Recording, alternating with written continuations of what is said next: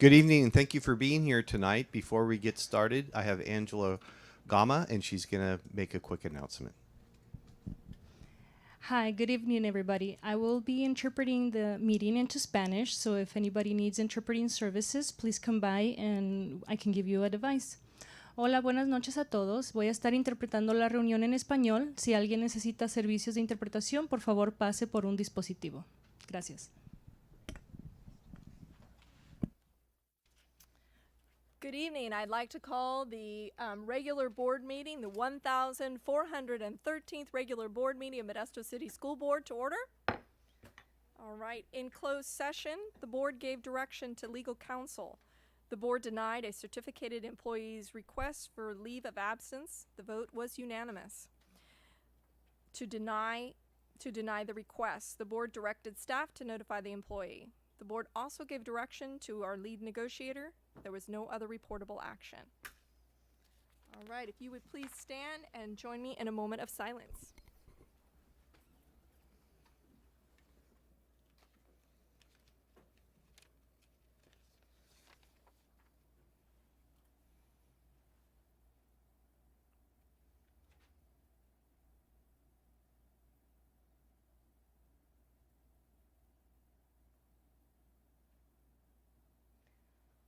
Right, tonight we have William Rosales, who is here to lead us in the flag salute.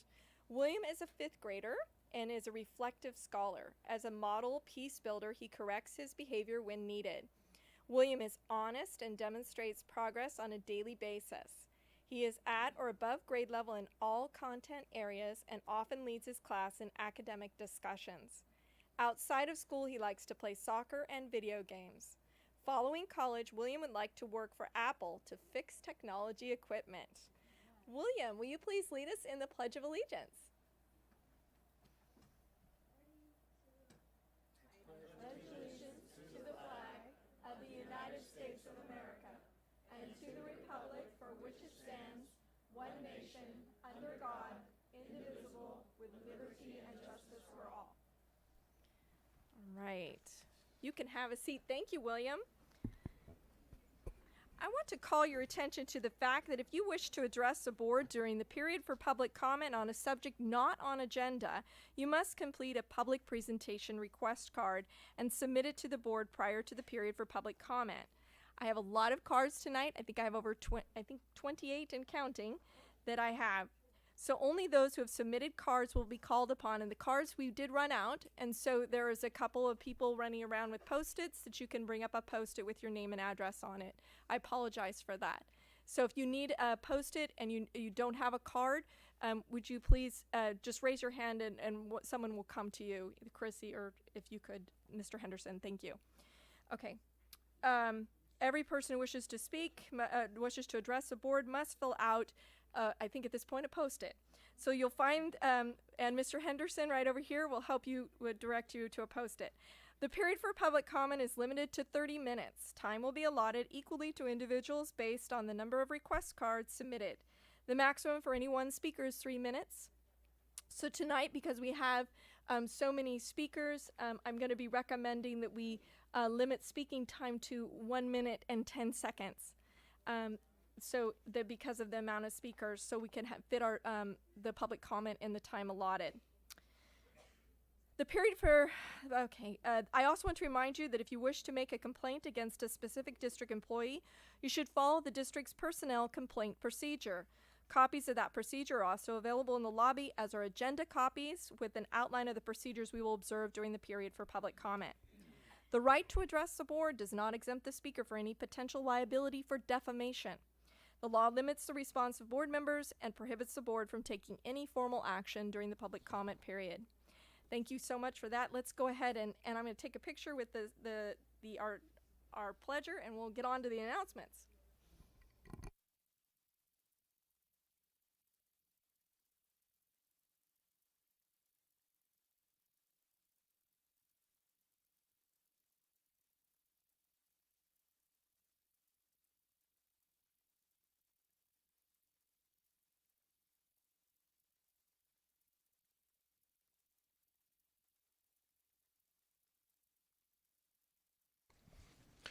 Well, good evening again. Welcome. And tonight we have a number of character ed recognitions. The first is for a Fremont Elementary student, sixth grader, Yvonne Viallo, and Principal Lori Jonas is here to speak. So please come on up. Good evening. I'm Principal Lori Jonas of Fremont Elementary, and Ivan was nominated for the character trait of perseverance. Ivan is a valued and important member of Fremont's traffic patrol. Rain or shine, Ivan shows up to his duty on his assigned days and does his part to keep our Fremont students safe. On days when substitutes are needed, he willingly comes outside and gets right to work. Sometimes Ivan is the only member due to inclement weather or absences, and he takes his role seriously, directing our traffic. Fremont's traffic patrol plays a large role in keeping our students safe during arrival and dismissal, and Ivan is a leader within that group. He perseveres, he never complains, and is a great role model for not only our students in traffic patrol, but our entire sixth grade at Fremont.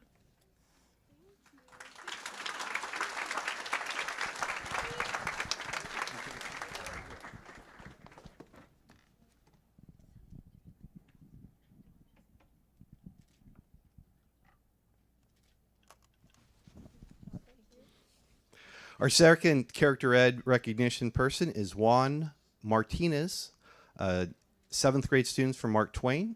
Please come on up, Juan. And here today is Assistant Principal Gloria Gonzalez from Mark Twain.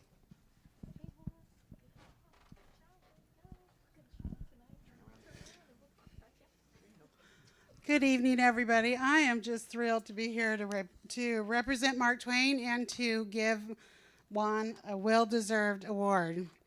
Juan displays one of the biggest hearts. His passion to protect others is incomparable. He constantly discusses combating bad in the world and takes action towards making the world a better place. He shows this through his love and acts of service towards everyone he encounters. He frequently volunteers to pick up trash around campus and initiates conversation with everyone he sees. Not only is he a compassionate human, he encourages others to be compassionate as well. On a personal note, every time I walk by Juan, he'll always say, and I love this because as a Star Wars fan, may the Force be with you. And I was like, thank you. You too, right, Juan? Yes. And he's just really great. May the force all over you. Right here. They're going to take a picture.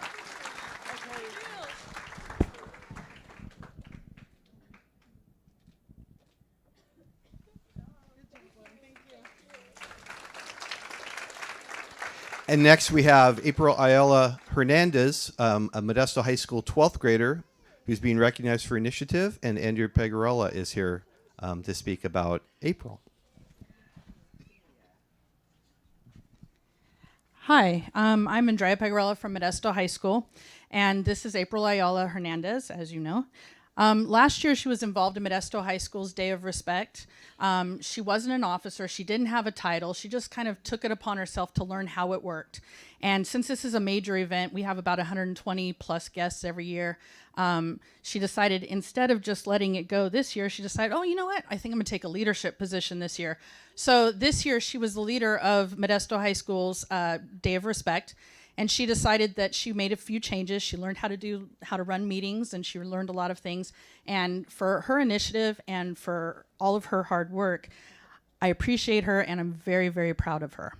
Thank you.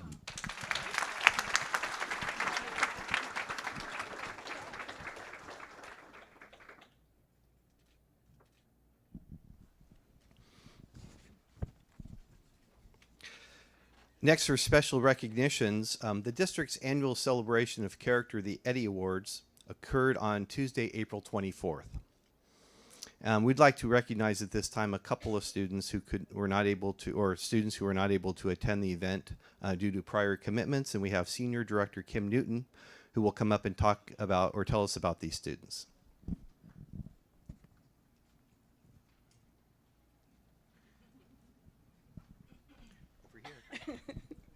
Good evening. It is my, my honor to present the following students to you. So not present with us tonight from Fairview Elementary, we have Quinn Cornegie, who is a sixth grader. However, present with us tonight from James Marshall Elementary School is Selena Maria Angelina Abrego. Selena is a sixth grader. Come on up here, Selena. She was new to Marshall last year. She was extremely shy and struggled her first few months. Now she comes to school each day with a smile, works hard in class, and even joins Safety Patrol. Selena is now a model peace builder and an example to others. Her perseverance will help her succeed throughout her school years and beyond.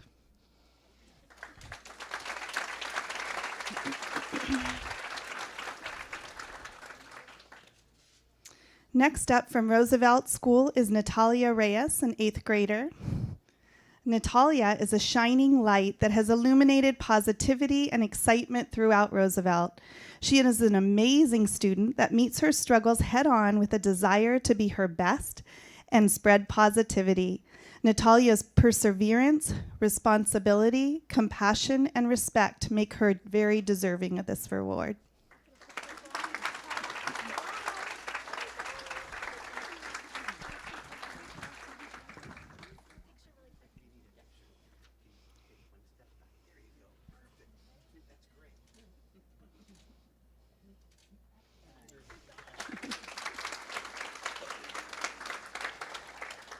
Representing Thomas Downey High School is Chloe Joe. She is a 12th grader, and I don't believe Chloe is here tonight. So we'll move on to another student from Thomas Downey High School, Nikolai Vaughn, a 10th grader.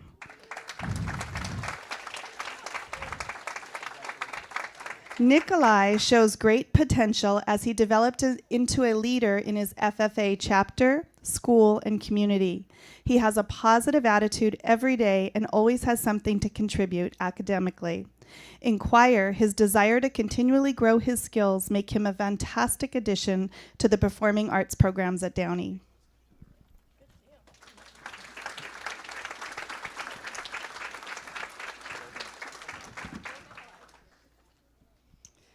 And from Joseph Gregory High School is Georgia Carabinas, a 12th grader. Georgia is passionate about the Gregory FFA program. Last year, she raised a pig. This year, she has a steer, 2 sheep, and 2 lambs. Georgia is hardworking, honest, and thoughtful. She is the student teachers want in their classroom, the player coaches want on their team, and the daughter parents hope to raise.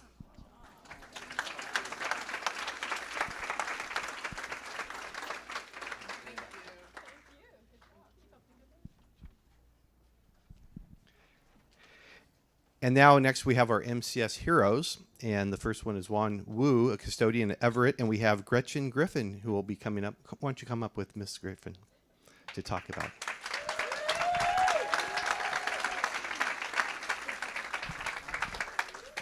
Good evening. I'm Gretchen Griffin, the principal at Everett Elementary, and this is the hero we are recognizing tonight. He is an amazing employee, absolutely the heart of our school, the face. How can you not smile when you see him? I mean, he shakes everyone's hand, he says hello, honestly goes above and beyond, does the little things that people don't even think about, and he does it with a smile every time. So thank you from your Everett fans out here for being our MCS hero.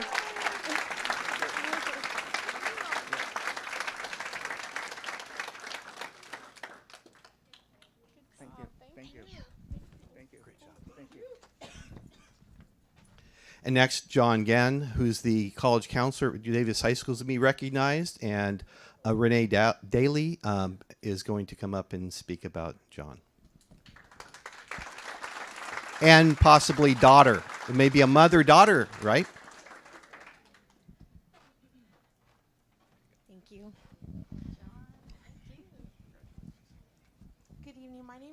Good evening. My name is Renee Daly, and I'm a teacher at Beard Elementary.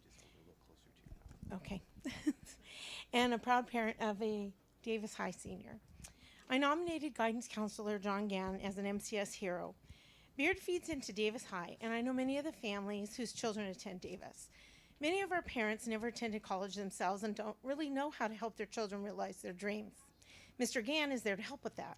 He talks with students, looks at their grades, notices what they do well, and he helps them see how they can use those skills in their adult lives. Mr. Gann also takes a busload of students each year to visit 5 or 6 colleges in California so they can see for themselves what's possible for them. Because of Mr. Gann, I know that many young people, including my own daughter, who are now attending or will be attending colleges that are right for them so they can realize their potential, hopefully lead happy and productive lives. Thank you, Mr. Gann.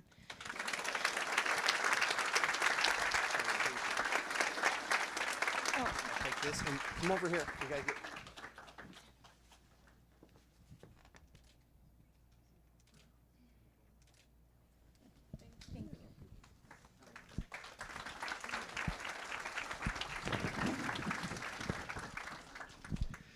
And next we have Stephanie Rona. Stephanie is the foster youth specialist in educational services, and she was nominated by Cindy Casper, but tonight is Senior Director Mike Coates, who will be speaking about Stephanie.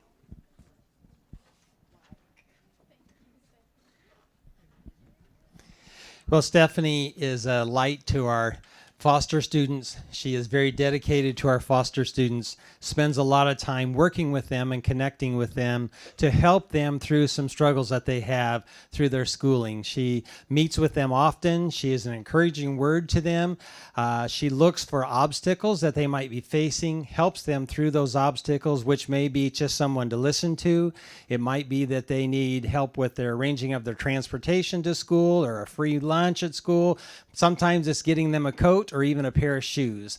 Stephanie's very dedicated to work with our foster students. She loves the students and she loves her job, and she is a hero that really makes a difference for our foster students. So Stephanie, we appreciate you as an MCS hero.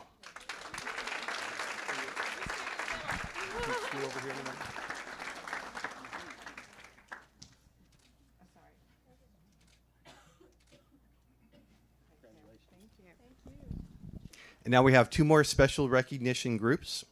The next group is Modesto High School.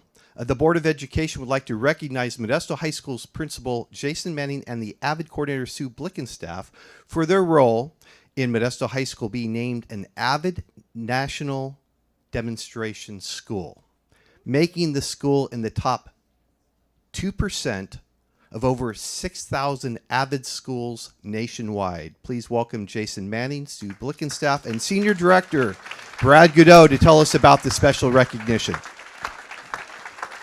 So, AVID team is coming up here. So, Mr. Manning, Mr. Godot.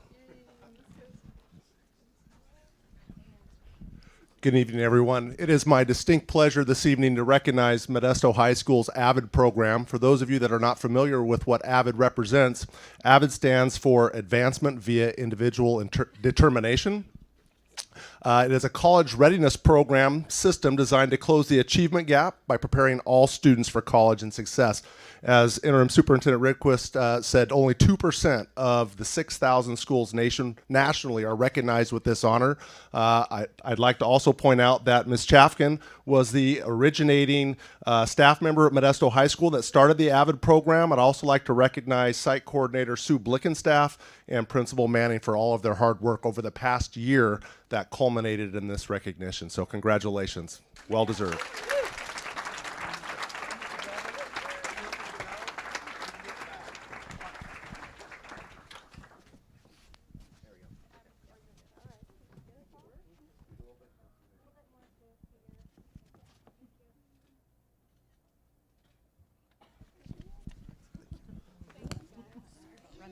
That's all right.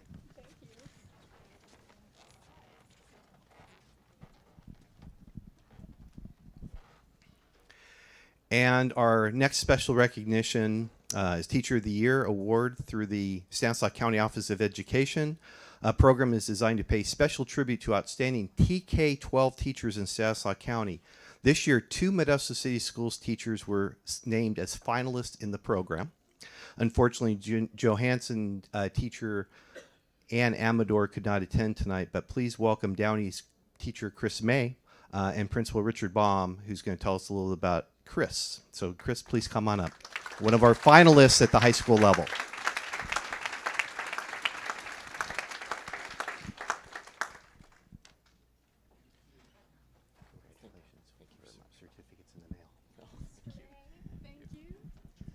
Okay, Downey High School is very pleased to have recommended and recognized Chris May as our finalist for the Stanislaus County Teacher of the Year.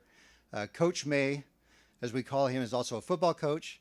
He's a chef, and he's also a career technical education career teacher and pushes students into the careers. In his classroom, I've heard him use the words beat, whip, cut, and punch. That's because they're terms from culinary arts. I won't tell you what he's used on the football field. But one word that he has used on the football field is the word relentless. And he teaches his students on the football field to never give up, never take a play off, always put your best effort into the game. And in the classroom, he uses the same word, relentless, in pushing the students forward, helping them to understand that they can do better, that they can produce something better, and never settle for something that's just good enough. We do excellent. We don't do good, we do great. We don't do good, we do great. So congratulations, Chris May. Thank you very much. Thank you.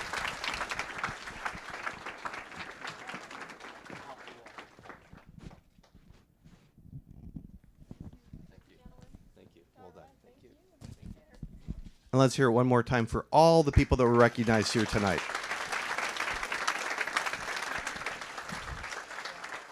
Now we have one more recognition, but for that, I'm going to turn the microphone over to Board President Newman. All right. Well, tonight is the last night that we are going to have our student representative with us, Lila Jimenez. And she is a graduating senior this year at Johansson, and she is just an amazing young lady. You come on over here because we're going to give you a plaque. She has done just such a great job. What the student representative does, in addition to sitting at the board meetings and giving input on board agenda items, is they also run the Inter-High Council. And what that means is there's student representatives from each of the high schools throughout the district, and she runs those meetings, taking ideas from students. And I was able to participate in the student interview and with the next board representative, and you were so awesome because you made sure that every school that was represented, she went and you picked up one of those girls, didn't you? To make sure she was there. And I just think that she is just amazing energy, and I am so excited to see where you're gonna go. So will you tell the audience where you're gonna go? I will be attending Duke University in the fall. And that was a tough decision because you had quite a few schools that were courting and knocking at your door. So that is such an amazing achievement, and we are going to miss you. This is just a little plaque for you, and we just thank you so much for adding to our board and just being such a valuable member of this. We will miss you. So good luck to you, and we'll go ahead and get together for a picture. Thank you. Thank you, Lila.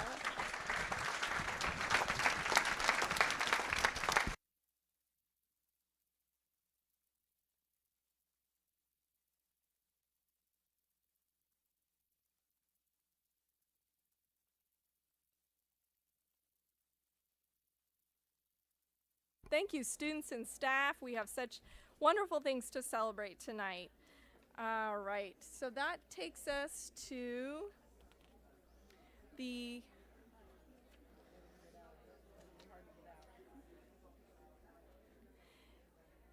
I'll just wait a second here where the room clears up.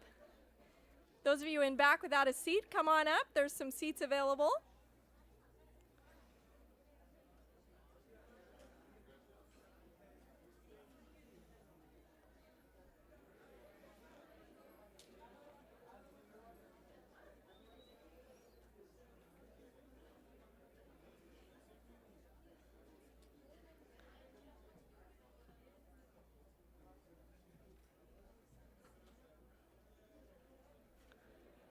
All right.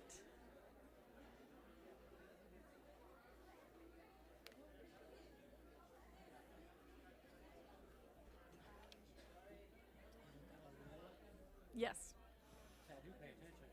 Good deal. All right. So let's move on with the agenda as people could find a seat.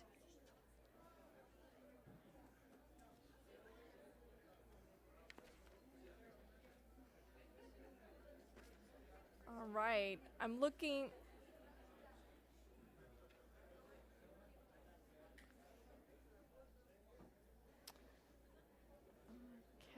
so I'm looking for, so the approval for the consent agenda. I have a conflict to declare on item C20.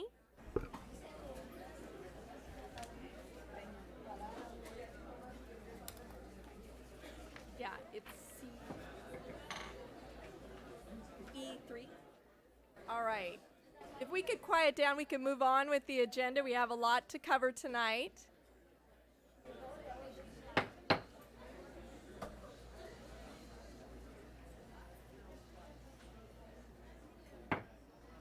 All right, thank you for quieting down. Thanks so much for those of you that could come and join in the celebrations. All right, this takes us on to item A6 for approval of the consent agenda. I have a conflict to declare on item C20. It falls under Government Code Section 1091 as an exception, but the conflict arises under Government Code Section 1090 as a family business. And then, Mr. Henderson, you had something on regarding E3? Yes, there's one statement in the proposal for item E3. The last sentence says, the revised CDP calendar must be approved by CSEA Chapter 007, which is currently scheduled on May 16, 2018. We found out since the printing of the agenda that CSEA informed us they do not need to vote on that item with the ratification for membership. So we could approve that item minus that sentence. Okay.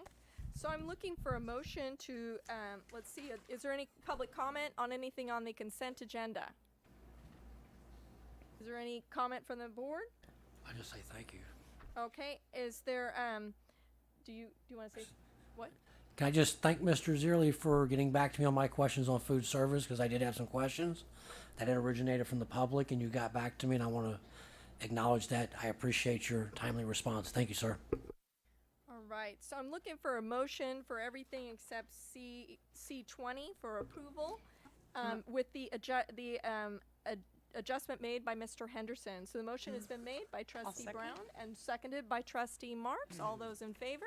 Aye. Aye. All right, I will step out and hand over the mic to Mr. Walker.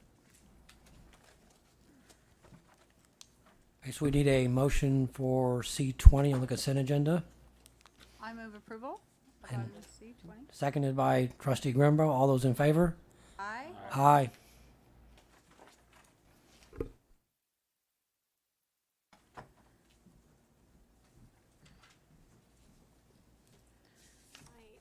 This takes us on to item A7, the approval of order of discussion action items. Are there any comments from the board? Seeing none, are there any comments from the public regarding the order of discussion action items? Seeing none, I'm looking for a motion. So moved. It's been moved by Trustee Walker and seconded by Trustee West. All those in favor state aye. Aye. All right, then the approval of order of discussion action items has been approved unanimously. This takes us to the period for public comment. I think I got one more card here, so that, yeah, I think I'm right at 30 now. So I was hoping to give a little more than a minute, but we're right at 30. So that does give us a minute for each person. So if we could, the first speaker is Deb. If you could have come up to the microphone and identify yourself. First speaker is Debbie Barrera. Good evening. Good evening. I will save introductions because I only have 1 minute. Oh, we don't have our clock. Where's our clock? But we don't have it up here. Thank you, Mark. I'll save introductions because we only have 1 minute. My name is Debbie Barrera, and I am with We Are La Raza Parents Union. What we are is a social justice movement, and that's exactly what I'll do tonight. Tonight, I will be standing in solidarity as community, representing each student that will come up and speak. So I'll just stand to support them. And so I appreciate that the board recognize that community is standing with each student as they voice for their education until some end resolutions and some justice can be served for their education as well. Thank you. Thank you. All right.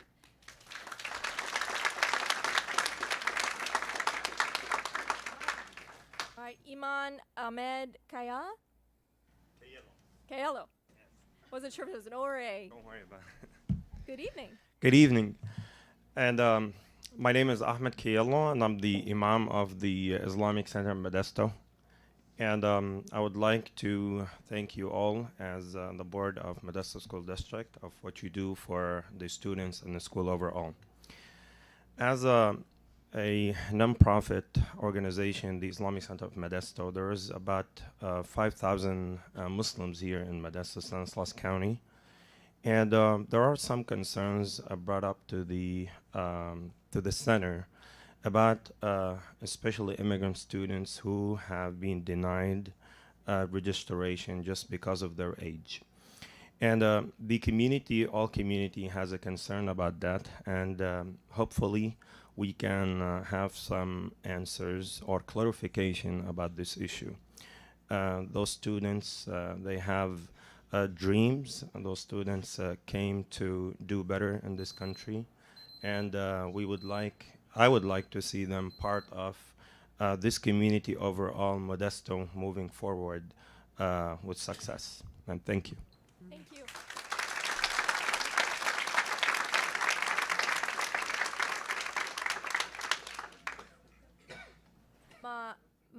Boba Ansari?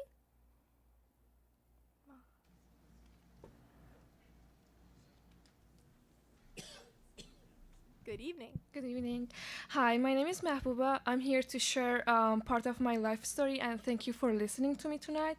My family is from Afghanistan. They moved to Iran when because of war. I was born as a refugee in Iran, and in the local there labeled me a refugee kid because I couldn't go to school. Where I grew up, I had to fight for my education, and when finally I came to US with the dream that I can go to school and be part of, students who can go to school. I cannot go to school now because I have to fight again, and it's shocking for me because I thought in US there's not like limited or anything, and I'm just surprised. Thank you for listening.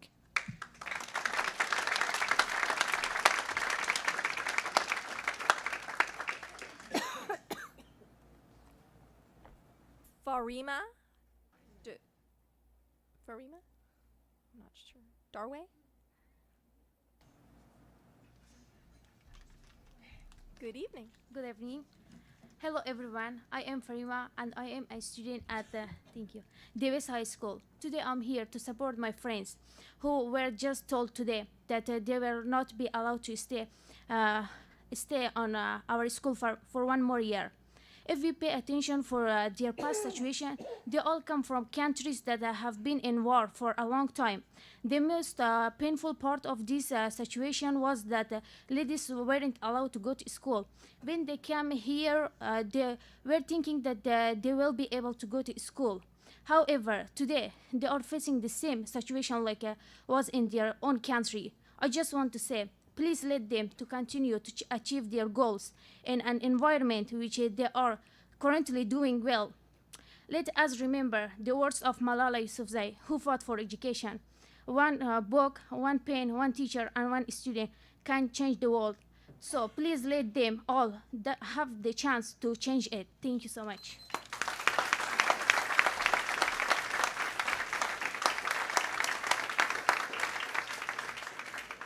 Ayat Alfares?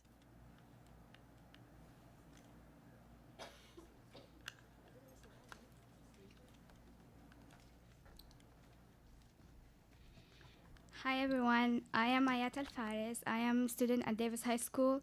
I am proud that I am part of Language Institute. I have been here for 3 years. I am here to support all my friends who are unable to stay in school. Most of my friends are from Afghanistan. They came to United States because of the war that destroyed everything in their country. They also come here to have better opportunity and better education because they have a goal to accomplish. Their first goal is to graduate from Davis High School, then they will go to college. We want to learn English, and we want to graduate from Davis High School. We want to learn. We want to help our family. We want to go to college. We want to help our community to be better, and we want a chance to have a better life. Thank you.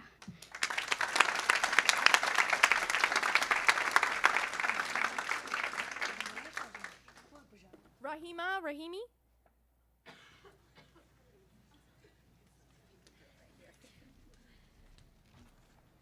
Hi, my name is Rahima Rahimi. I am from Afghanistan. I am here to support my sister. She can't graduate from high school because of her age. She had told to go to adult school. They gave her a letter which says based on her academic behavior and attendance as well as progress to meet Modesto School City's graduation requirements to earn a diploma, you are not approved to continue enrollment at Davis High School. They also said that you have to earn your high school diploma at adult school. I just want to say that her attendance, behavior, and academic records are awesome. She got perfect attendance award. She is a 4.0 student. She is a good example of the American dream, but now that dream is going to be taken away. Give her and other immigrants and refugees a chance. Thank you so much.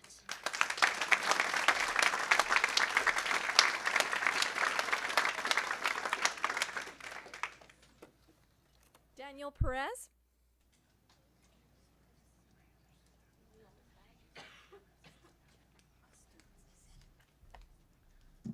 Good evening. Good evening. I'm just here to ask you one thing, and I want all the board to participate.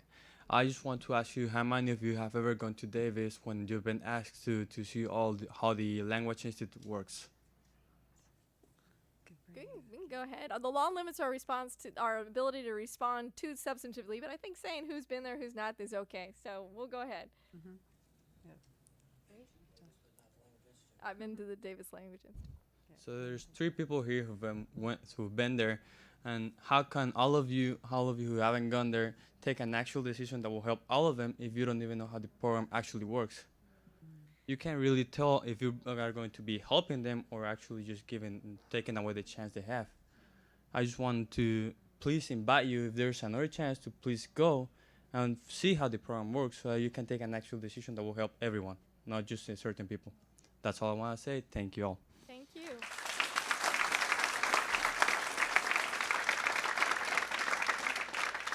Halima Rahimi.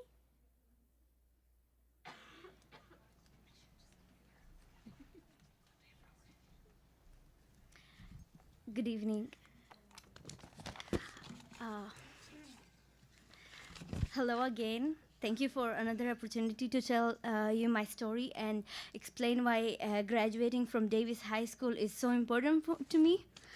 The policy proposes that last Tuesday would exclude from getting the quality education that American military told me my family was wealth for my future. Since my passport says my birthday is January 1st, like many other Afghan people, on paper it seems like I'm older than I actually am. In fact, last Tuesday when I spoke here about my experience in PE at Davis High School, that was my actual birthday, May 8th, not January 1st. Either way, since I would turn 20 in my 5th year, which would actually only be my 3rd year, I would be forced in adult school education. It's my opinion that school is separated and unequal for us. And then I got a letter that is saying you're not approved to continue in Davis High School. I think that's unequal for everyone who's here, and I know lots of here that are here, and I heard that, okay, sweetie, you were not approved for Davis High School to continue your education. That hurt everyone feeling, not even me, all immigrants. Thank you.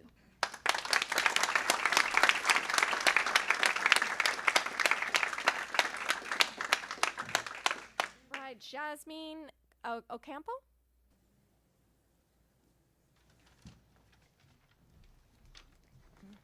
Hello, good evening to all of you. I'm Jasmine Ocampo. I'm a student from Davis High School, and I'm proud to be there. I'm proud of Language Institute. I am here standing in front of you. I was in my history class in the middle of October. I received a pass from the office and I must need to go. They said in the office that my grade level was changed from sophomore to senior really quick. At the age of 17, I will graduate and I am new for this country. So short story, my subject was changed, my math class were removed, and they put me in the US government economic class. Sitting in a class and don't know what's going on. I don't understand nothing in the class because all of the people around me is speaking fluently English. I felt that it was the end of my dream and that I will graduate knowing anything. My dad and Mrs. Bird needed to fight with me because it was not fair for me. This is not right. I am here to support all of my friends that part of Language Institute that need more 1 year, that need to learn, and I don't want to be feel them what I feel before. Please listen. It's not all about age. It's all about how they reach to go college and pursue their dreams. We have a good attitude, we have a good race, and we want a better education.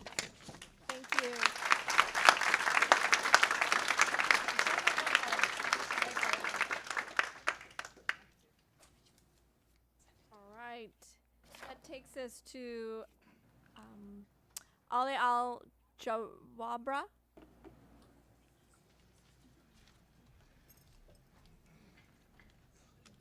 Hello, everyone. I'm Ala, and I'm a student at Davis High School. So when I first arrived here in Modesto, I was invited to watch Malala movie. I first met Ms. Bird and Mrs. Herrera and my friends there. When the movie started, I was incapable of understanding one word. However, one quote stood out to me, and I really understood it. It was, "One teacher, one book, one pen, and one student can change the world." She continues by saying, "We cannot succeed when half of us are held back." Hearing this made me think about the time when my education was interrupted in Syria. I missed out 2 years of my education because of forced displacement. But now, thankfully, I attend Davis High. I have been at Davis 3 years, and I have earned A's and won many awards.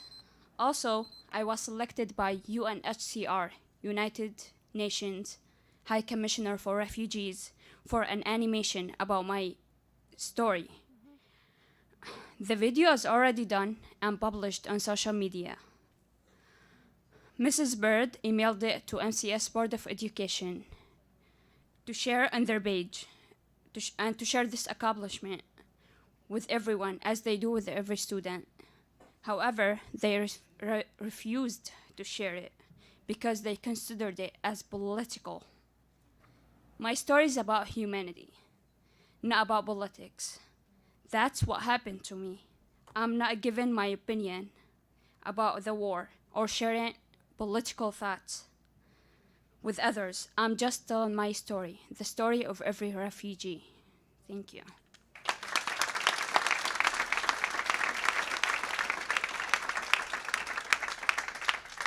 All right, Rogelio Rodriguez.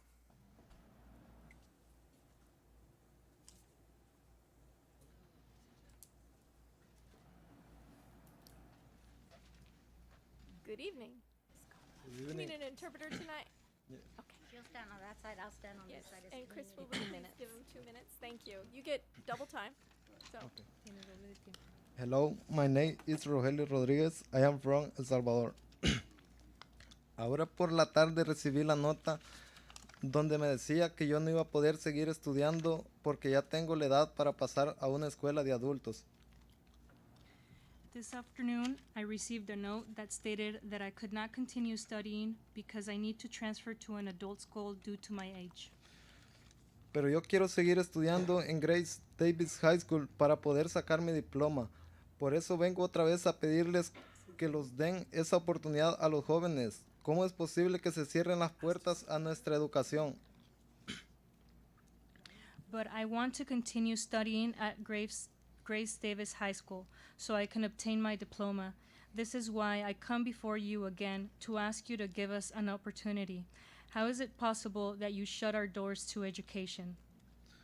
Si un día decidí salir de mi país es por un mejor futuro. Si un día salí de mi país es porque no hay oportunidades de educación, porque el gobierno de El Salvador se preocupa más por su interés político y no por la población, por darnos un futuro a los jóvenes.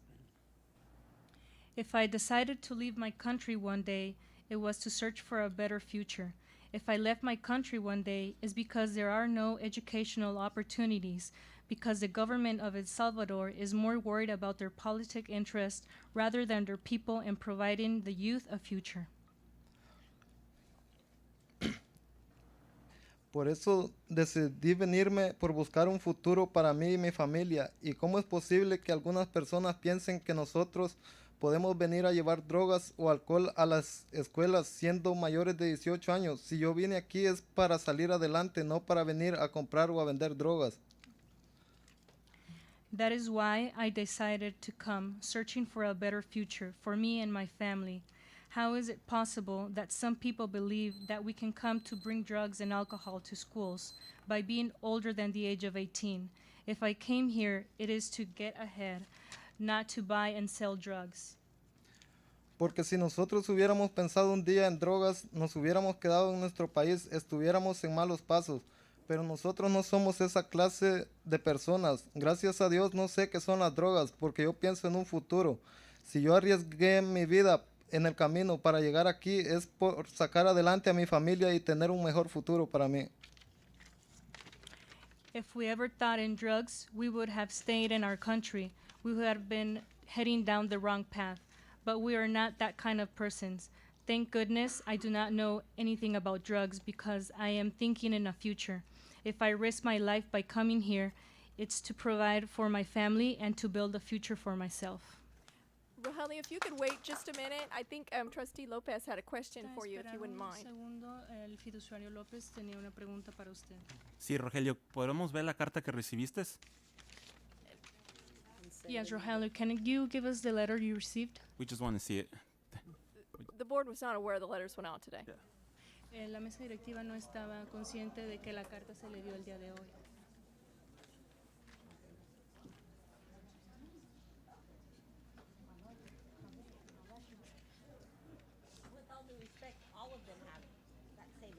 Con todo respeto, todos ellos tienen esa misma carta.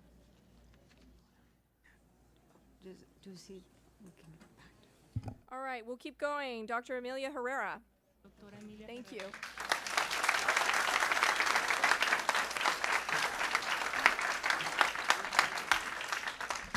Hello, good evening again.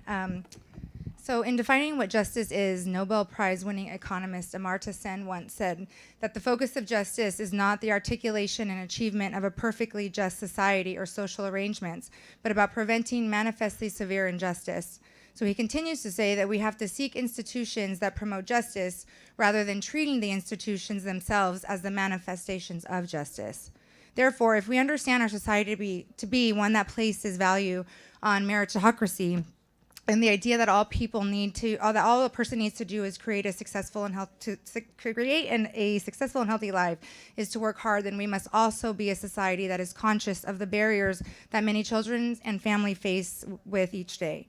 As a district, then, we must familiarize ourselves with the barriers that can hinder the abilities of a child from working to their maximum ability and achieving academic success, even if these barriers are unfamiliar or have never been personally experienced. What is so sad is that today, the barriers that are standing in front of our students and the educations they so rightfully deserve have been in fact put there by the very school district in which is supposed to educate them. These barriers, in which Amartya Sen himself would call a severe injustice, is specifically found in the age policy in which MCS implemented back in the 1980s and rewrote and presented as a solution last week. 3 more sentences. My thought is that we should not be the type of district that sees the barriers that are hindering students from getting their education and then place more on top of it. So we see them and now we're putting more on top of them. But we must figure out a way to remove these barriers so that each of these students can obtain their version of the American dream. Thank you.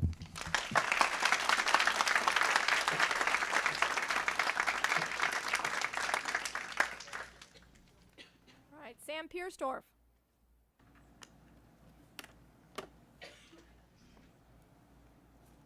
Good evening. Good evening. Thank you, board. I'm Sam Piersdorf. I teach English at MJC. I have done that for 18 years. I just want to say very quickly, I'm so amazed and impressed, and I know you are too, that these young people are coming up here, having come from other countries, not being able to speak language in just a year or two, are able to address a board like this in a professional pressure cooker situation. Like, that speaks to an amazing group of people.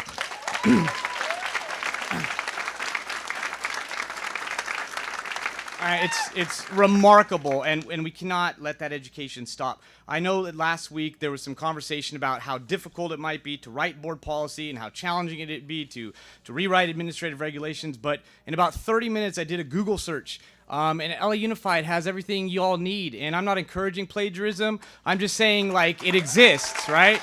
So, just going to read very quickly, graduation exemption laws. Graduation exemption laws provide greater support to specialized student populations, who these are. You know them as foster youth and homeless youth. But this goes on to say, this law also applies to newly arrived immigrant students right? Newly arrived immigrant students. And I know my time is beeping, so let me just add this one last thing. Here's an LAUSD memorandum. English learners may remain in high school until requirements are met or through the age of 21, as long as satisfactory progress is maintained. This information applies to EL students and to recently immigrated youth newly enrolling in high school. So this language has already been passed by multiple boards. All is required of you is the political will and the heart to do so. So please do that. And I'll be happy to help you and email it to you and find you the links. It does exist. Thank you.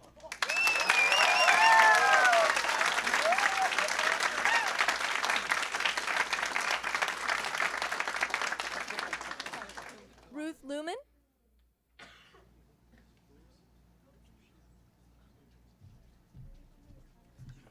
Good evening. Hi. My name is Ruth Lumen, and I have taught in the English Language Department at MJC for 20 years. I have concern regarding admissions policies for language learners. We do not recommend placement based on age, as this has no bearing on student success. Placement is based on actual language proficiency. By considering primarily age, policy is biased against immigrant and refugee students. Considering language proficiency provides equitable access to education as is provided under the law. There has been concern that older students may be a danger to other students. However, data does not support this misconception. Allowing unfounded fear to direct policy and deny education is wrong. It is wrong. While students have opportunity to receive a diploma through adult school, this is not equal access to the same instruction they currently receive through the LI, nor does it provide the same opportunities for transfer to four-year colleges. The district is not examining policy through an equity lens. The law provides for this, and in a community which is considered one of the least educated in the country, it is the socially responsible thing to do.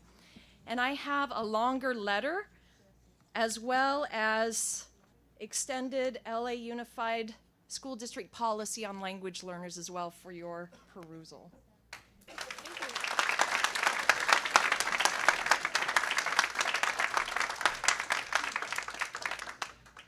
Hassan?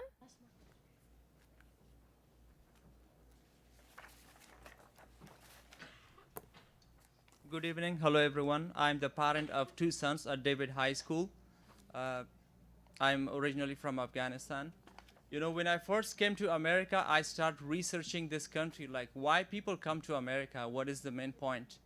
After some readings and research, I learned that this nation offers a promise that no other countries offer, a promise that is rooted to the declaration of this nation. Yes, that promise is the equality of opportunities.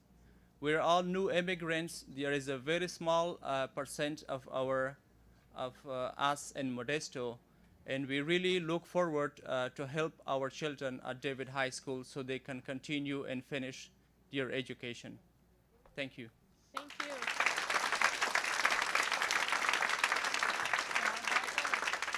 Gil Howard?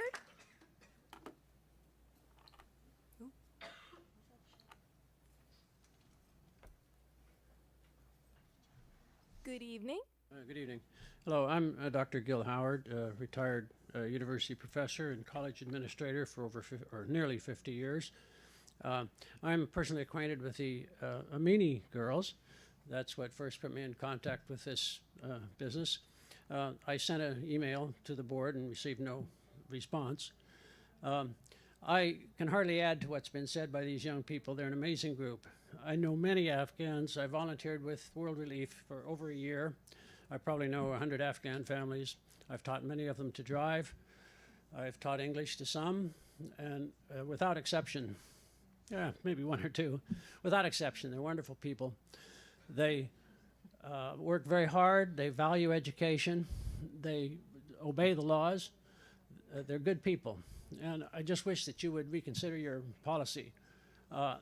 I just couldn't believe it when I found out that these Amini girls, whom I've known for a year and a half, transferred from Pittman High School in Turlock, and they moved to, I helped them move up here, move them into their apartment. They go to school. Sorry, you can't go to school here.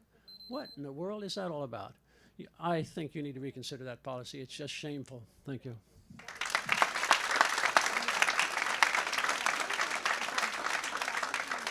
Lindsay Bird. Lindsay Bird.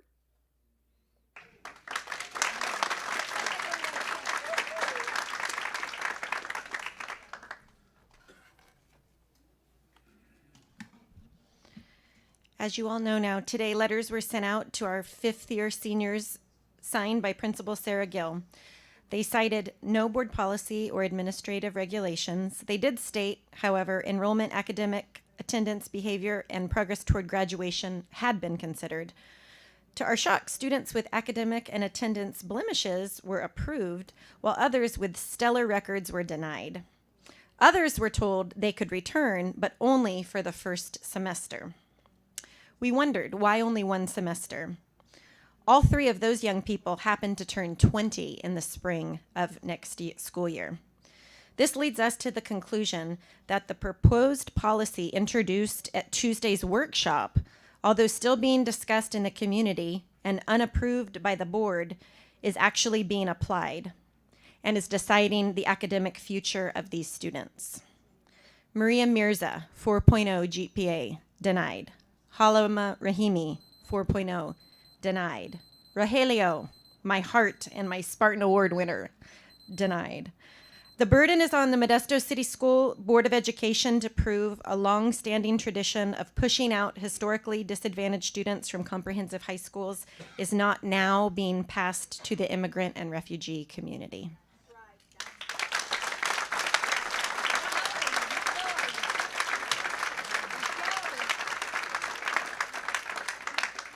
Alana Scott.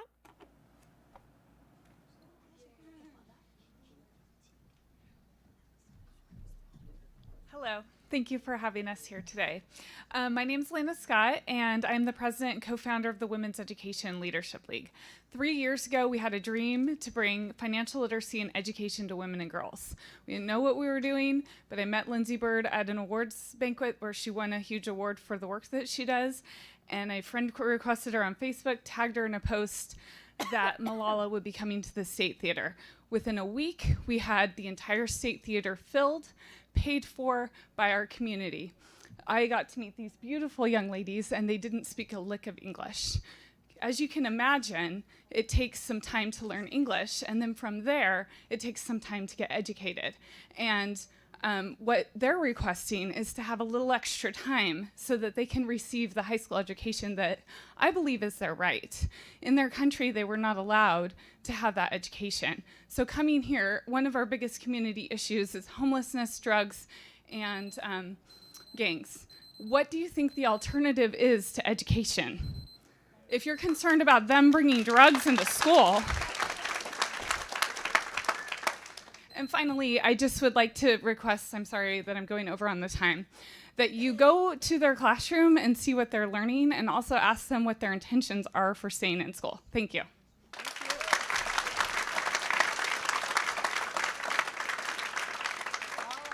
Scott Leffler.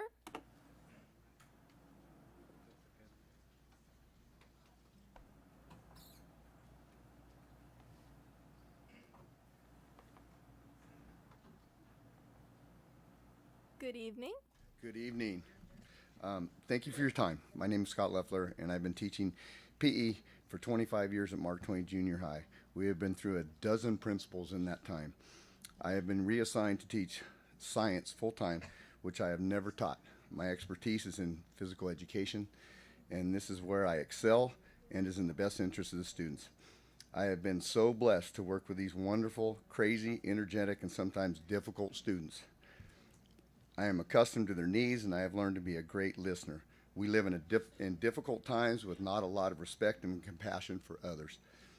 I teach integrity every day and lead by example. Please, thank you. Excuse me, seem to be lost in the social media world. Respect is earned over time, and these students do respect me. Many brothers, sisters, moms, and dads have been through our program. It's not just about running the mile, it's about you spending a few seconds with every student. What a great job you have done today. Always believing you can succeed, mind over matter, and great things will happen. I tell my students thanks every day for competing in the game of life. Hard work does pay off, and I see it every day. In the beginning, they are girls and boys changing into young men and women. In the end, years from now, they are successful men and women. This is what education is all about. Thank you for your time. I hope you reconsider my teaching assignment in order to stay in physical education. This is in the best interest of the children. Thank you for your time.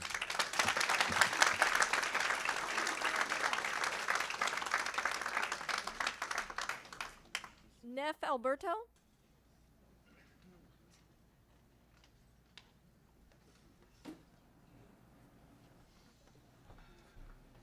Good evening. Good evening. How you doing? My name is Neff Alberto. I'm a local real estate developer here in town. Do a lot of business up and down California. Mark Twain Junior High School Panther, Modesto High School Panther, Cal State University Stanislaus alumni. You know, I grew up on the other side of the train tracks. I don't know if everybody knows those sides or whatever, but you know, I was supposed to be a statistic. I had friends in drugs, getting killed, wouldn't show up to school, ditched. 7th and 8th grade, I met Mr. Leffler. You know, that's why I'm up here, because of his reassignment. And he really turned my life around. He was the reason why I went to school. And we all know why, you know, we all know that teachers don't make great, they're not paid great. They don't do it because of the salary or because of, you know, the great summer hours. They do it because, you know, they want a kid 21 years ago that I saw him and I met him to come up here and vouch for him because he's in the trenches. I know it's hard for people to make or difficult to make decisions, you know, behind the desk if they're not in the trenches. Well, Mr. Leffler was, you know, in the trenches, so I'd go to battle with him any time of the, you know, the day, the week, the year, whatever. Thank you. Thank you for coming and sharing your story. All right, Diego Ramos.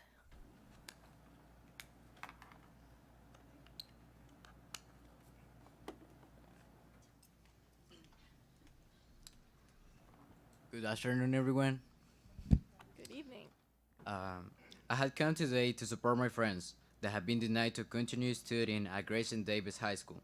Many of these students are talented and smart people that obviously with a diploma they will be success on life, demonstrating one more time that no matter from where you come, if you have goals, achieve them. Let them study, give them the opportunity that they couldn't find in their countries. Thank you.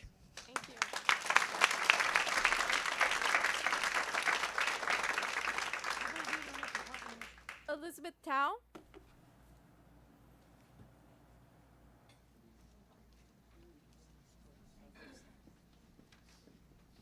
Good evening. My name is Elizabeth Tao, and I teach in the LI at Davis High. I'm passionate about what I do because not only are they amazing students and people, but my parents have a very similar background to my students. My parents are refugees who immigrated to the U.S. in the late 70s because of the Vietnam War, and they were driven out of their native country of Laos. They fled to the U.S. because they had no other choice, but they were the lucky ones because they arrived in the U.S. when they were 12 and 13. My mom's oldest sister wasn't quite as fortunate, and she was a few years older, and because of her age and no formal schooling, she was unable to attend school. Because of this, they've led very different lives. My parents were able to have higher education, whereas my aunt didn't have the same opportunities. She struggles even to this day to read and write and still depends on her kids and her husband to help her. Lack of an education has long-lasting effects. My mom, on the other hand, was fortunate to have an education because of her age, but her journey wasn't easy either. It took her almost 10 years to get her AA bachelor's degree in teaching credential. Here we are now. It's been 40 years since this wave of Southeast Asian immigrants and refugees first came. My students are currently working on a unit about what being in the United States means to them, and they all have one thing in common. They're here in search of a better life. I acknowledge that there has been great progress made, but there are still no policies yet created specifically for newcomers. Modesto has been home to refugees for the last several decades, not years, but decades, but MCS still doesn't have these equitable policies in place for this special population. I've seen firsthand the power of education and how it changes lives in my family. We can't live in fear and deny these students their right to a quality education. Don't we want these newcomers in our community to be independent and to contribute? Don't we want them to be empowered and succeed as well? Changing these policies, such as enrolling students by educational history and not age, not only changes my students and their families' lives, but it benefits our entire community and will change the generations to come. Thank you.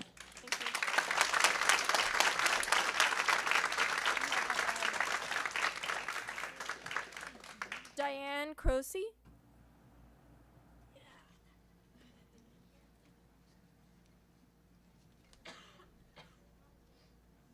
Name is Diane Cruzy. I don't really know them in it, but supposedly our public system, school system, is the best in the world, right?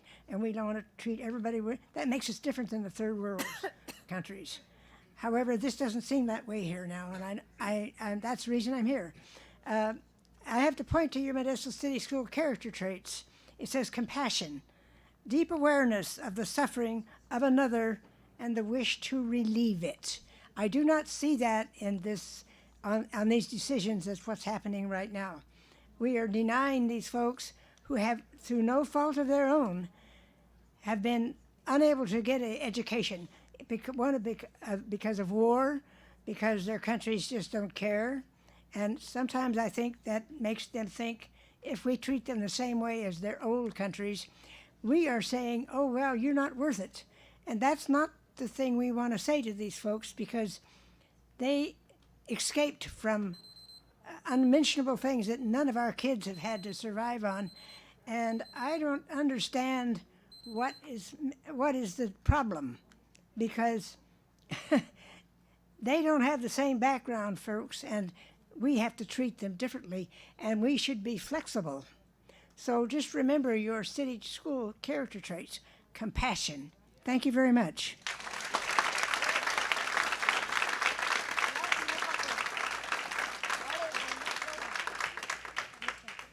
Maria Loza.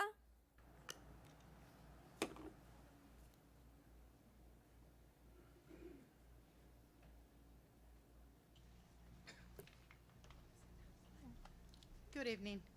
I'm here to support my son. He attends Mark Twain Middle School. This is my third child that goes to Mark Twain Middle School, and the third child who's had Scott Loeffler as his PE teacher. And I just wanted to say that, I disagree that with the change of him being moved to science. This is a teacher who motivates the children, encourages them to overcome the obstacles that kids nowadays face, especially this critical age in middle school when they're moving to high school and they have a lot of other things that's going to be thrown at them. It was a big change for Luis from elementary to middle school, and it's going to be a big change to the high school. So I think having a teacher like that, doing what he does, touching their lives and really pushing them to excel and do better, is what you need to keep. And I'm a little disappointed because I had to fight with this school for a teacher who was filming kids just for fun. And it took a while to get that done. And now you have a teacher that actually promotes positivity, encourages the kids, and you want to move him to what he does the best, to something that he has never done before. And I don't understand that you are sitting there and you are the educators that want to keep these kids in school, want to promote that positive environment, and you want to take that away from teachers who are able to do that. So you'll be making a big mistake if you move them to science. That's all. Thank you. Good luck.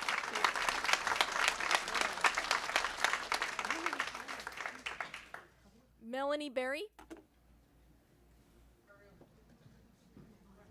Baru. Sorry. It's Melanie Baru. Sorry. I wasn't sure if that was a why are you. I teach sociology at Modesto Junior College. I just want to give a little perspective.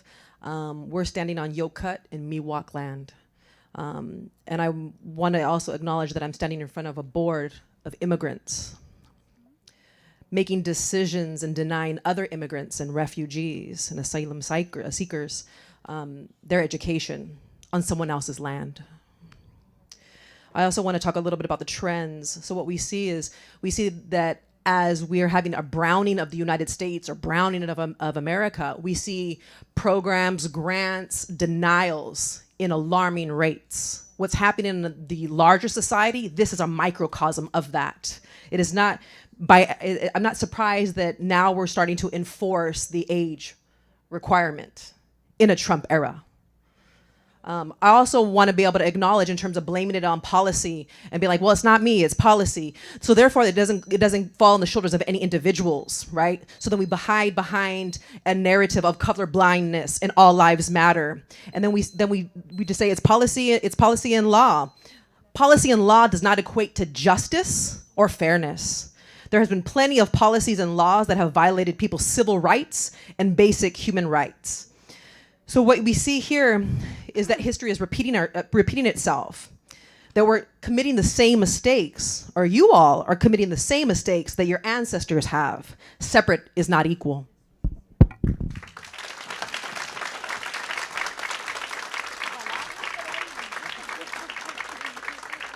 Adria Sanders.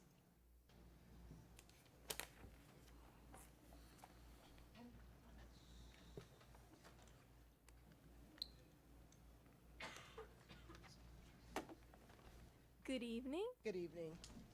Tonight I am here as a mouthpiece for a former student that was Mr. Leffler's student. He lives in Southern California, popped by today for a visit, but was not able to stay for the meeting. His name is Jose Chavez. He graduated from Mark Twain in '97, went on to graduate from Modesto High, went on to graduate from San Luis Obispo, now works for an aeronautic industry down in Southern California. He was very upset today when he found out that they would be moving Mr. Leffler from PE to science. Granted, Mr. Leffler is an awesome teacher and can probably do anything you put in front of him, but he has not ever, in the 24 years I've known him, taught a science class or worked in the traditional classroom. I do not think his change would be, or his move would be, in the best interest of the students at Mark Twain or the community, because we also are there with the school, but we also do as much as we can for the community as our children proceed from Mark Twain to Modesto High. Thank you. Thank you. Thank you, Adria.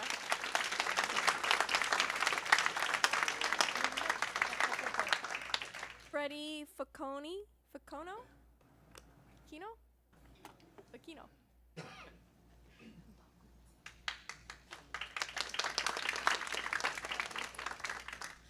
Good evening. Good evening. I'm on talking about Leffler. I don't think you guys should move him.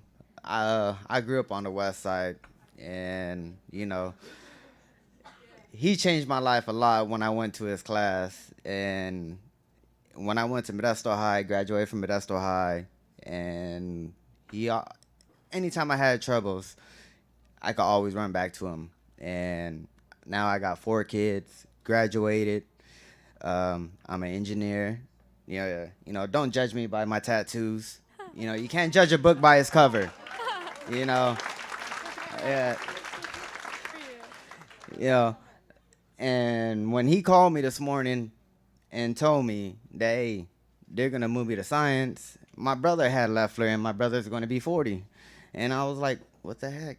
You know, why are you gonna move him when, you know, he did PE all his life and he never did science? You guys just setting him up for failure.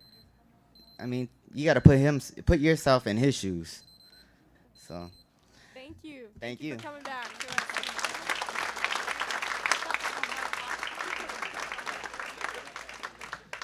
The last card I have so if I haven't read anybody's name or missed a post-it, is Sergio Lara? Is there one over here that you? Yeah, we didn't know. We wrote our name on the sticky note, but we didn't know about the white One on the back. No, I've got some. So you didn't bring the sticky note up? That's fine. Yeah, okay. That's fine. Yes, that's great. Yeah, it's your turn. Thank you.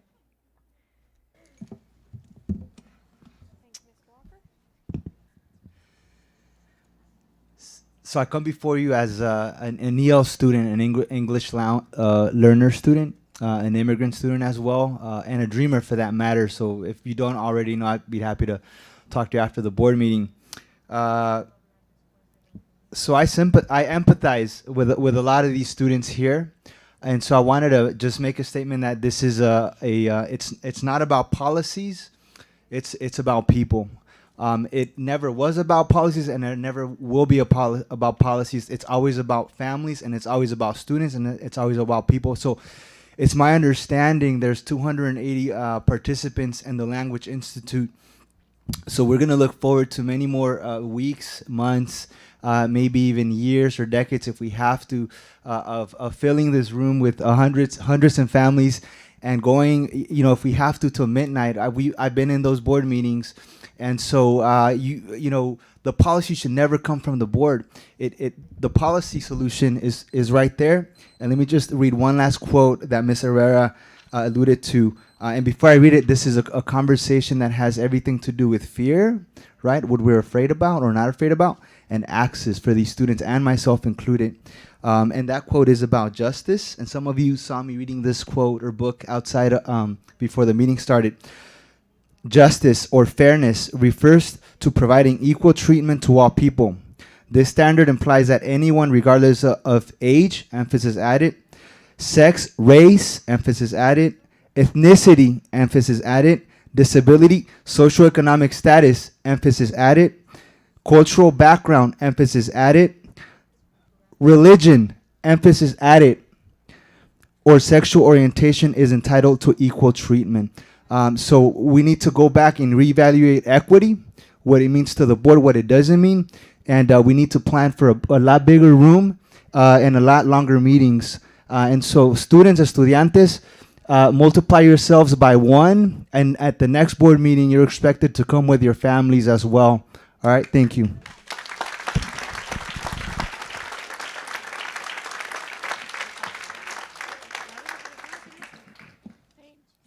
Juliet Asiento?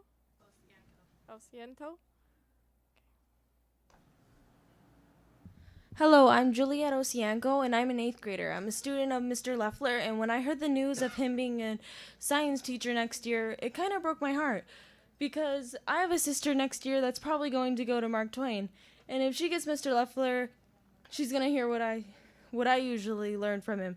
I had him for both of my years of middle school, and he always told me the same story. Work hard, you have your own life's choices, it's your life. And to think of that now, just me being an 8th grader and me looking back at 7th grade, I learned a lot from him and I grown a lot. And he feels like family to me, even though we're not related. And I want you all to think right now, do you love your job? You guys wouldn't be here if you didn't love your job. I'm going to be honest. Now, just imagine you going into like McDonald's and you have to work there every single day. You hate the job. You're going to quit it or you're going to miss a lot of days. You're mostly putting a man in a classroom who deserves to be outside and wants to be outside to motivate kids, to motivate to do something he loves. Watch that go down the drain. Thank you.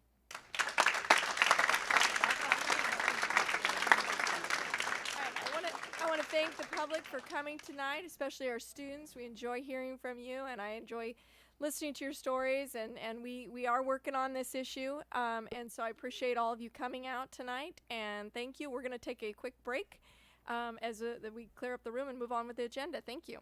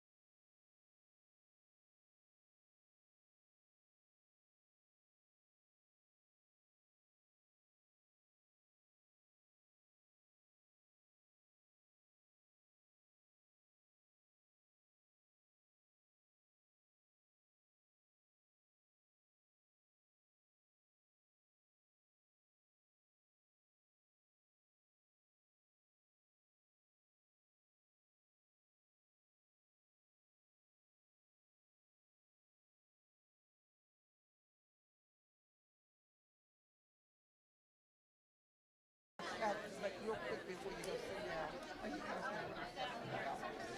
You're trying. I think there's more here than people. I'll say that. Yeah. All right. They got that letter today with no translators or anything. That is crazy. Trust me. And All right, I'd like to call the meeting back to order. I've already given my card. We're going to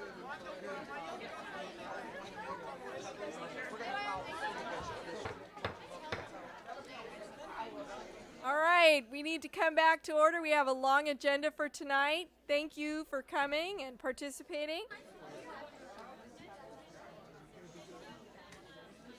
All right, we need to bring the meeting back to order, so if you can have a seat or exit if you're going to. Thank you.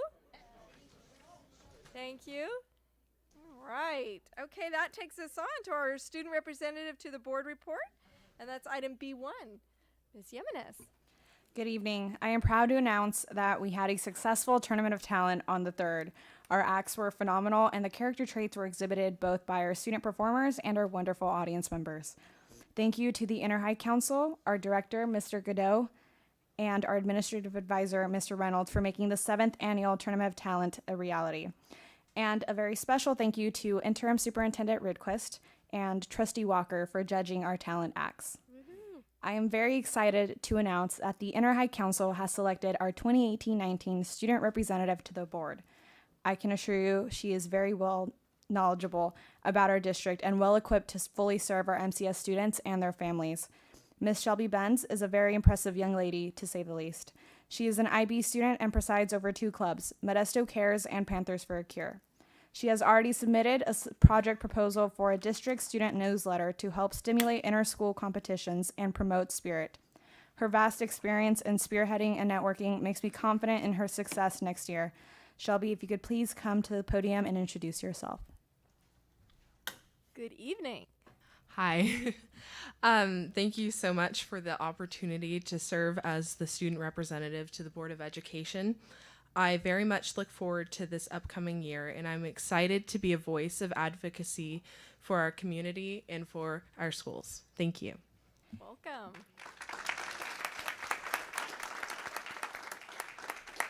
In preparation for her transition into the student rep position, I will be hosting a training session for Ms. Benz, and we will be visiting Connecting Waters Learning Center this Wednesday, as well as the Davis High Language Institute on Friday.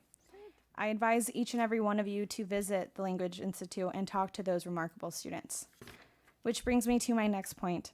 Those 9 character traits we have displayed on that back wall, those 9 traits we have displayed all over our school sites, and those 9 traits that our district-wide talent show is centered around. Those traits are embodied by our LI students. I remind you that as board members, it is our job to represent all Modesto City School students. In representing all students, it is important we recognize the unique needs and barriers high school-aged immigrant and refugee students face and use our leadership posts to make culturally competent policy updates which will ensure equity and access for all. Thank you. Thank you.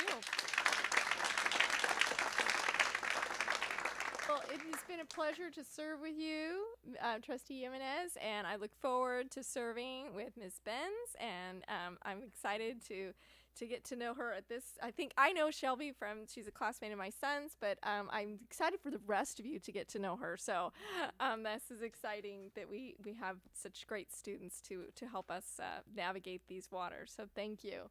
And if anyone wants to say anything to our student representative, Trustee Brown.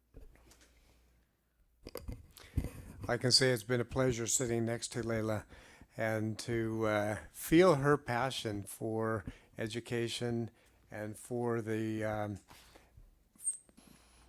process of addressing needs of all the students in the district. Wish you the best, and I know that you've got a bright future. Can't wait to hear the results of what your next step will be. All right, Trustee Walker. I'll echo Trustee Brown's comments. I will add that I want to thank you for inviting me to judge the talent show. That was tough business, but because what do you do? Because they're all so great. And it was just neat to see so many different acts and talent and the student cheering sections and Davis cheering in a corner and then Enoch's next to me. And it was just a really neat experience not all the jobs up here are fun. And then to sort of echo what Chad's also said is that I think it's also neat as a dad who has daughters to see a young lady step up to the plate and get into a position that says you can still be leadership and nothing gets in your way. And as a son of somebody who's a graduate of Duke, go Duke Blue Devils. All right, thank you. All right, and Trustee Marks. You've been very articulate in everything that you've shared. You bring notes. I notice you're prepared in everything you do, because when you come, you've met with the students, and I can see great leadership qualities in you, and obviously Duke saw those as well. So I know you're going to do great things, and we look forward to hearing from you. So I know not all students communicate with us after they leave here, but I know you will. So thank you. It was great to serve with you this last year. Good job. Thank you. All right. Anyone else? All right. Well, thank you again, and we look forward to hearing of your future endeavors. Good luck to you. All right. This takes us on to the next item on the agenda, which is B2, the Modesto Teachers Association report, and Mr. Burton is going to share some exciting news for her. Good evening, President Newman, Interim Superintendent Ridquist, trustees and cabinet. Tonight's MTA report will be given by Daryl James, our first vice president and chair of our scholarship committee. Good evening. As stated, I'm the first vice president and chair of our scholarship committee. Every year, Modesto Teachers Association gives out 3 scholarships to some very worthy students. And I wanted to just share with you their names and where they're going and what they're going into. There's hope. This is a good thing that we're seeing on here as I read these to you. The first scholarship we give out is the Frank Vanderboort Scholarship, and it is for students who show academic excellence and whose parents are active within the MTA organization. And this year, the winner of that was Jordan Kaplan from Bayer, and he's off to San Diego State to study in civil engineering. The next scholarship, we only choose one winner on that one, sorry.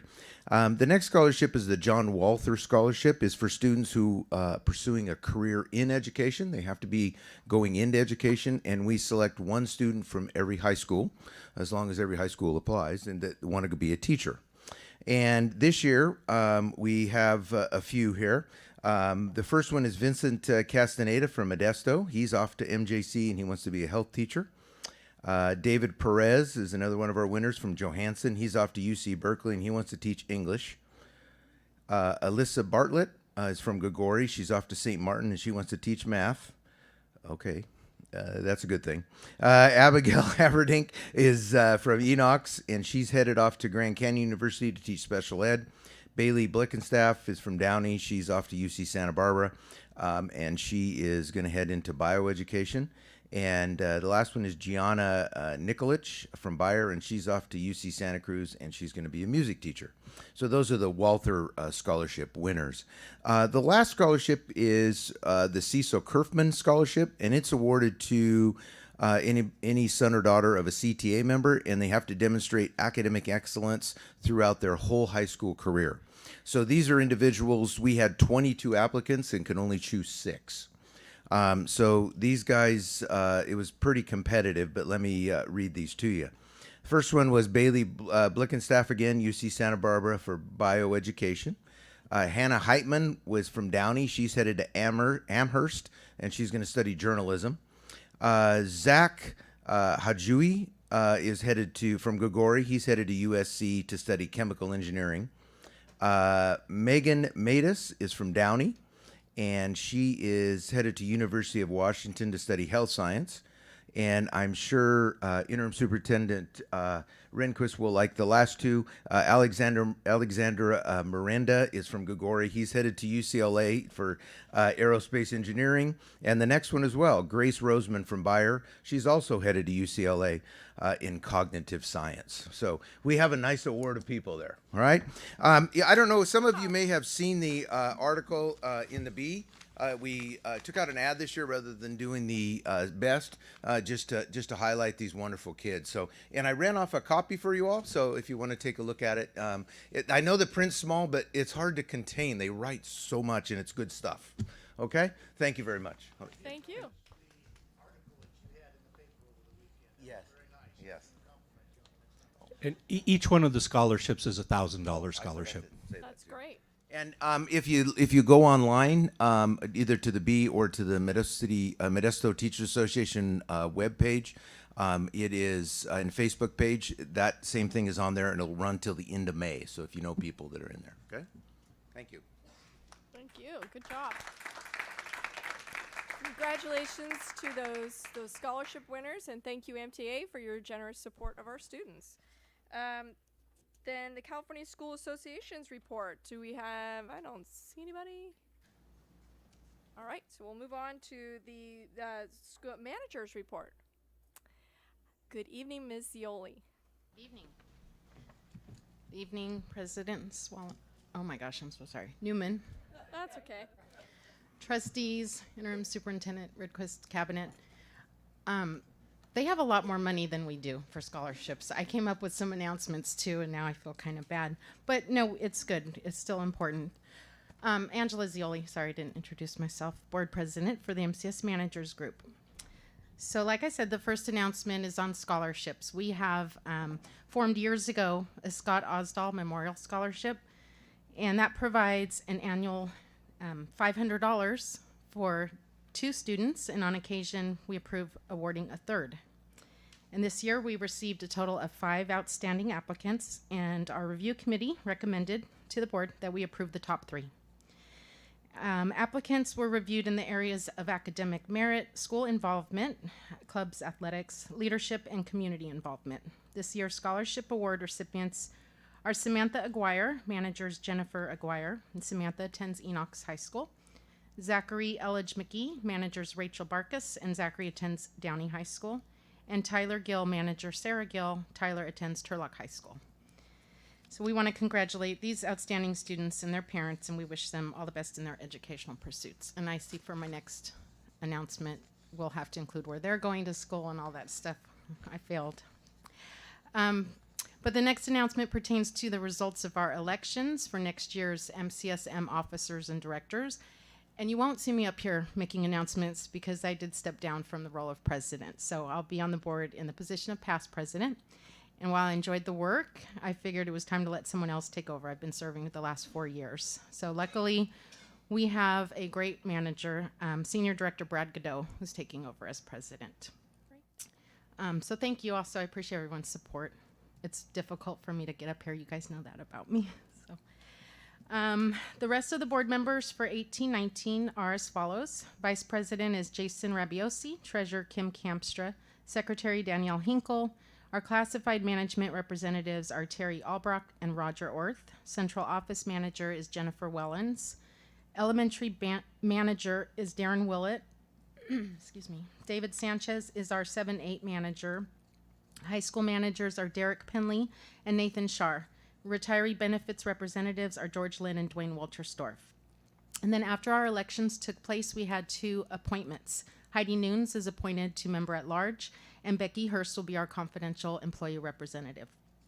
So we look forward to having these individuals represent all of the managers of Modesto City Schools. Excuse me. And then the last announcement just is to recognize our 2 management retirees. We have Don Jackson, who's the principal at Elvis Elementary School and has worked for the district for 19 years, and Michael Coates, Senior Director of Educational Services. And Mike has worked for Modesto City Schools for 30 years. The MCS Managers Group recognized these managers at our May 2nd General Staff meeting, and we had a social event that evening where both attended. So we do this annually as a way to congratulate and thank our managers for their dedication to the students, parents, and staff of Modesto City School. And that concludes my report. Thank you. Thank you. I want to thank the managers for the generosity to our students. I think at least 2 of those were our students. So thank you for scholarships to our students, and thank you for your support of the students in the district. Okay, that goes on to item B5, which is approval of the Connecting Waters Central Valley Charter School material revision. Trustee Brown, do you have a question? I'm going to need to recuse myself from this matter because my wife has since, in the last 2 months, started working teaching horseback riding lessons to some of the connecting charter students. So I'm going to step away. All right, then I'd like to turn the matter over to Superintendent Ridquist. Thank you, Mrs. Newman. On February 20th, 2018, the board. Yes. I'll move closer. How's that? Is that a little bit better?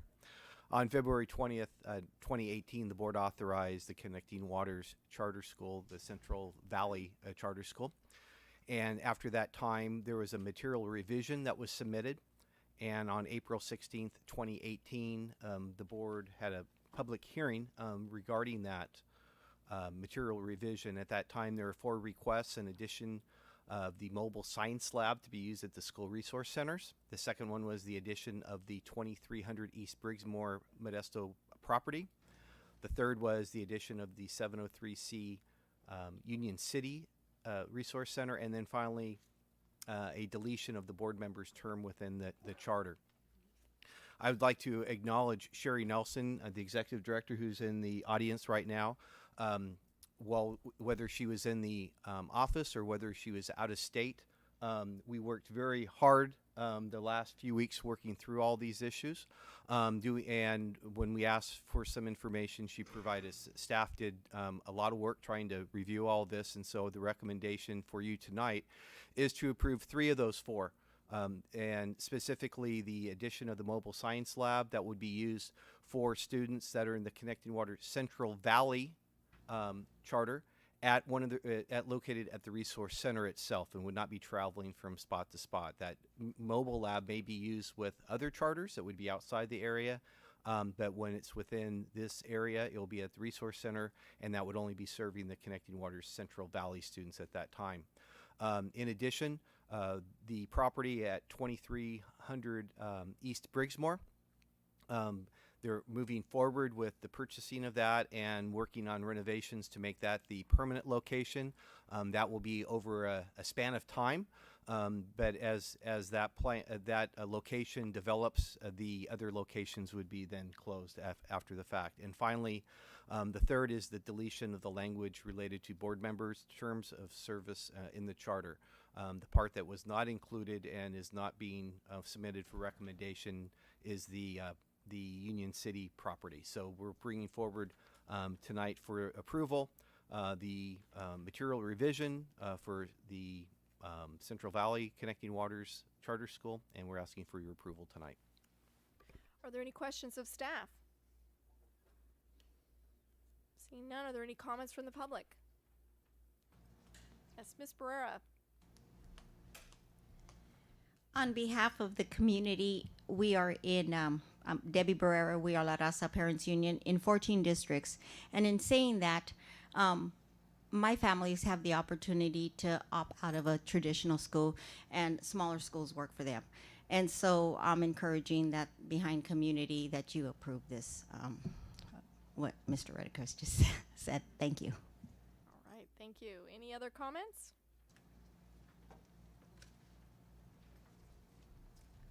Just a quick comment. Sherry Nelson, Connecting Waters Charter School, Central Valley Executive Director. I just wanted to thank each and every one of you. Interim Superintendent Ridquist, we did have several conversations. I appreciate your professionalism and reaching out and making sure that we came to an understanding. So I really do appreciate that. And everybody who worked behind the scenes to review the material revision. I thank you all. Thank you very much. Thank you. All right. Anyone else? Public? All right. Let's come back to the board for discussion. All right. I'm seeing no lights. Are we ready for a motion? So moved. All right. It's been moved by Trustee Walker and seconded by Trustee Jimenez. So the student representative to the board. So, yes. No, I'm just waiting. Oh, okay. Okay. So we don't need it's just a vote then. Yeah. All right. All those in favor? Aye. Aye. All those against? Okay, the motion passes unanimously. This takes us on to item B6. Again, this is a review of draft resolutions calling for bond measure elections, ballot label full ballot text and bond project list. I'd like to turn the matter over to Superintendent Ridquist. And I'll turn this over to Associate Superintendent Zierle, who will introduce the item. Thank you, President Newman. Trustees, in preparation for calling for bond measure elections for a November bond measure election, we have Bond Counsel Janet Mueller here, who will present a review of the draft resolutions calling for the bond measure elections.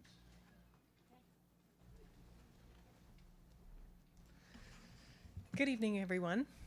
Janet Mueller from Dennis Walliver Kelly. We met in April when we came together and did a workshop to talk with you about the prospects and possibilities of calling not one, but actually 2 bond measures this November. So this is really a follow-up to that workshop, and it is what you've got in front of you is sort of a first look, or an opportunity for a first look at the resolutions and related documents that would be required to be adopted at the end of June in order to call the November measures. So what I thought we might do, I don't want to go more in the weeds than you'd like to go, but I can certainly go there with you if you'd like to. But what I thought we might do is talk just conceptually about what each package looks like. And then maybe we could take one of the measures and sort of go through it in a little bit more detail. And then what I think we probably, or what you may have questions about, or may want to spend time on, are a couple of key pieces. One being the 75-word measure summary that is sort of what everybody actually ticks their vote for. And then perhaps the bond project list, which is several pages worth of project descriptions that goes into each full ballot text is what I would call it. So if that works for everybody, I'll just go ahead and jump in and talk a little bit about sort of the documentation and how it is structured. So I think, as you know, the plan or the recommendation, if we go forward, is to call 2 separate ballot measures. One that we are sort of shorthanding calling a student health and safety measure, and the other a classroom/science lab enhancement measure. So because they're 2 separate measures, we have to take 2 separate actions, and so you'll see a certain amount of duplication. But the student health and safety measure is a $74 million bond, and the classroom science lab enhancement measure is a $57 million proposal. So each resolution, what I would say is you should have in front of you something that looks like a resolution with a number of attachments, exhibits A, B, and C. So what I would call this package is sort of what you would loosely in the law call the contract with the voters. So everything, all these words in here are really kind of your collective set of promises, proposals, etc. When it comes to your voters, what your bond oversight committee is going to look at as you walk through and work through what is probably going to be, I'd say, 10 or so years worth of construction program. So what you really want it to do is, A, you want it to be consistent, you want it to be accurate, you want it to be something that can stand the test of time in terms of what your motivations are, what your intentions and plans are. And so each one has a sort of base resolution, which is 3 or 4 pages, and that essentially does a few things. We start out with a series of recitals where we try and worked hard with your other consultants here who are also here to help answer some questions if you have any, but to sort of tell your unique story. What is your need? What is your history? What kind of a facility planning process have you gone through, and things of that nature. This is a little bit unique in that you're considering calling 2 measures, so we want it to be clear to voters that there are 2 and that they're going to work in tandem with each other in terms of being compatible sets of projects. And then there's a number of legal requirements that are set forth in these recitals, and as you kind of go through the base resolution, you'll see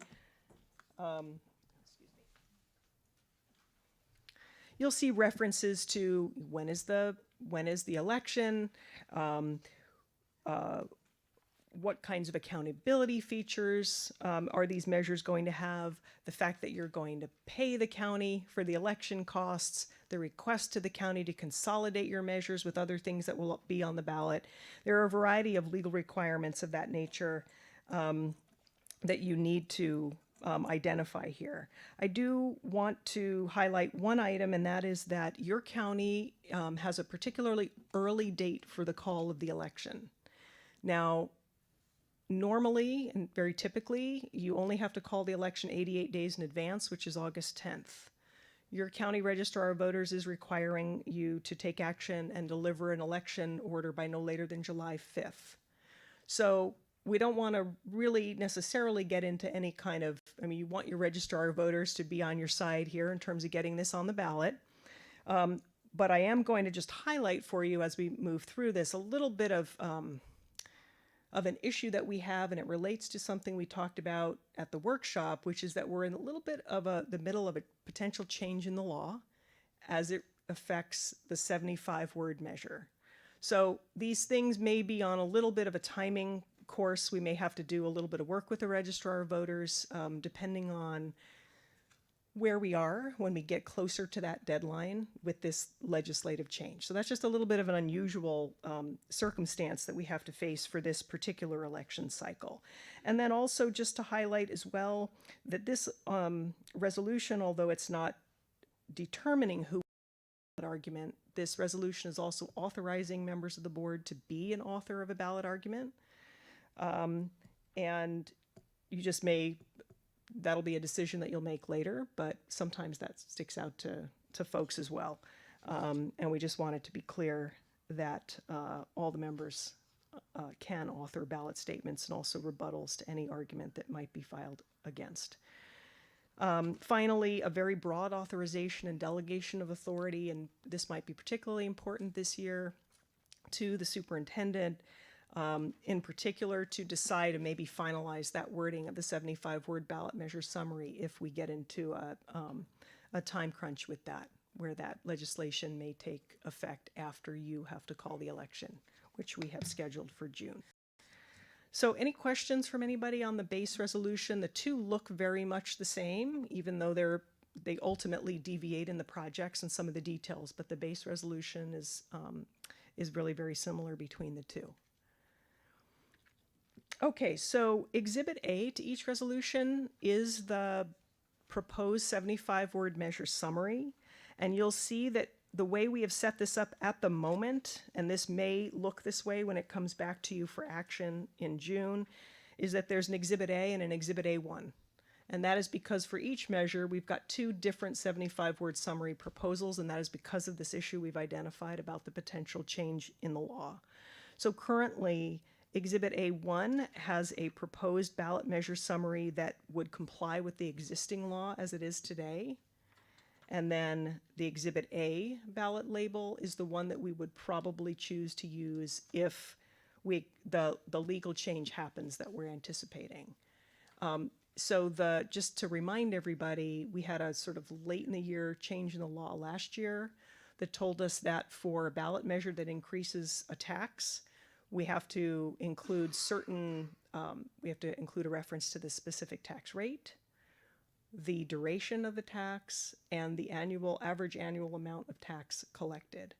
And we have found, and I think we probably talked at the workshop about the fact that those numbers can be very confusing to voters. And so there has been some efforts going on in the state to change it back to sort of the way that it has been for many years, which is that you state the principal amount of the bond authorization that you're seeking, the maximum interest rate on those bonds, and then how you would expend the proceeds. So a little bit of a difference in what needs to be stated. So I believe it was the Exhibit A1 ballot label version that was tested in your poll. So you have that perspective, and you can see when you look at Exhibit A1, you'll see a reference to the tax rate, to a dollar amount that is this sort of estimated annual amount of tax collected. Any questions from anybody on that? Trustee Marks has a question. It's not on the verbiage. I understand what you were saying. I just had a question as to why there's a question mark at the end of the statement. I know it's on all of them, and it isn't proposed as a question, so I didn't know if that was all of the statements are done that way, because It is required to be phrased as a question, and actually, if you look at it, it's a lot of words, so it can be confusing. But if you look at Exhibit A, about halfway through, it says, "Shall Modesto City School District issue 57 million in bonds at legal rates with citizen oversight?" that's where it was. Okay, it was after So the comma. yeah, Okay. it's a lot to. That makes sense. And then. I think they're all phrased, "Shall Modesto They City are. School District do X, Y, Z?" Yep. Right. Okay, thank you. I figured it was a question mark just because it's on the ballot and it's asking us to vote, and how do we vote? But I didn't notice the shall, so thank I did one time have a district that there was a typo when we translated it from one version to another, and that question mark got dropped, and it got rejected by the registrar of voters. Oh, wow. We had to go. We had enough time. We went back. We added the question mark, but they're good. very, very picky about it. Trustee Walker has a question. Before we get too far away, because it was in your first segment, we were talking about the sort of discrepancy in dates of when we file, and just sort of knowing what I know. We have a transition going over at the county clerk's office, and so as we move through June, there's going to be a new person there. Is it